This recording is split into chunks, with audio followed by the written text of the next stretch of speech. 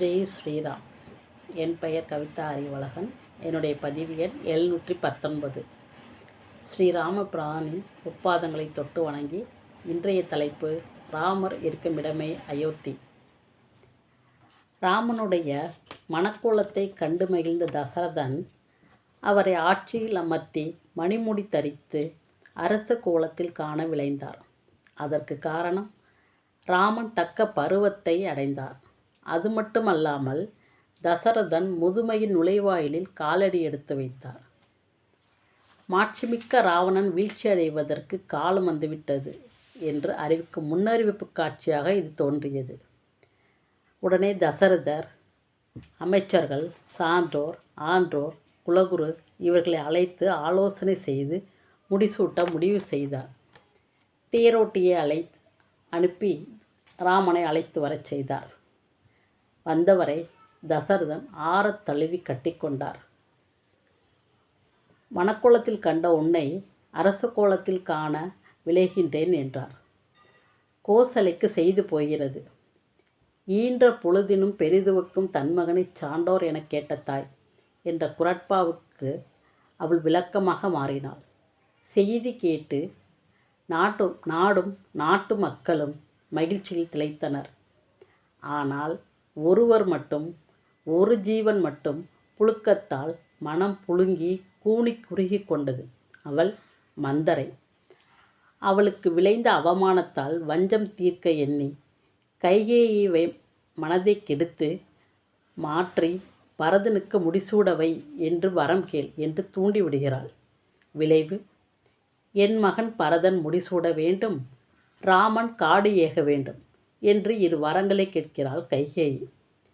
வேறு வழியின்றி மனமின்றி தசரதன் தவிக்க கைகேயி ராமனிடம் தந்தையிட்ட கட்டளையாக, கடல் சூழ்ந்த உலகத்தை பரதன் ஆள்வான், நீ சடைகள் தாங்கி தவமேற்கொண்டு காடுகளில் திரிந்து நதிகளில் நீராடி 7 ஆண்டுகளில் திரும்பி வர வேண்டும் என்பது மன்னன் கட்டளை என்கிறாள். கோமகள் கோசலை பொன்முடி தரித்து வருவான் என்று நினைத்திருந்த போது சடைமுடி தாங்கி அவன் வந்து நின்றான். ராமனின் நிலையை கண்ட தமையர்கள் கொதித்தெழுந்தனர். கைகேயி ராமனுக்காக அனுப்பி வைத்த மர உரியை அணிந்து களம் நோக்கி செல்லும் வீரனாக மாறி நிற்கும் தன் தமையனின் தவக்கோலத்தைக் கண்டு கண்கலங்கி நின்ற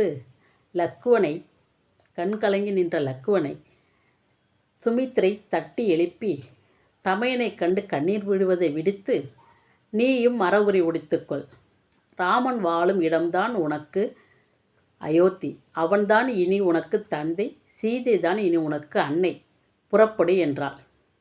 ராமன் எவ்வளவோ மறுத்தும் லக்குவன் கேட்கவில்லை. சித்திரை பாவை போல் எந்த சலனமும் இல்லாமல் வாழும் சீதைக்கு இந்த மாற்றங்கள் விசித்திரமாகப்பட்டன. அவளும் தன் நாயகன் உரையாததால் நலிந்து காத்திருந்தாள். பரதன் பட்டத்துக்கு வருகிறான், நான் காட்டுக்கு போக வேண்டும், இது என் தந்தையின் கட்டளை என்கிறார்.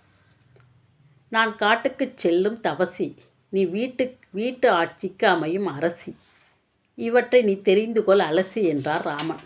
உடனே சீதை, பிரிவி நீங்கிய மனதோடு பிரிவை எனக்கு தருகிறாய், கட்டிய மனைவி கால்கட்டு என்று வெட்டிவிடத் துணிகிறாயா என்று கேட்கிறாள். ஒன்று மட்டும் கேட்கிறேன், பிரிவினும் சுடுமோ பெருங்காடு என்றாள் சீதை. அன்பின் அழைப்பிற்கு அடிபணிந்தார் ராமர்.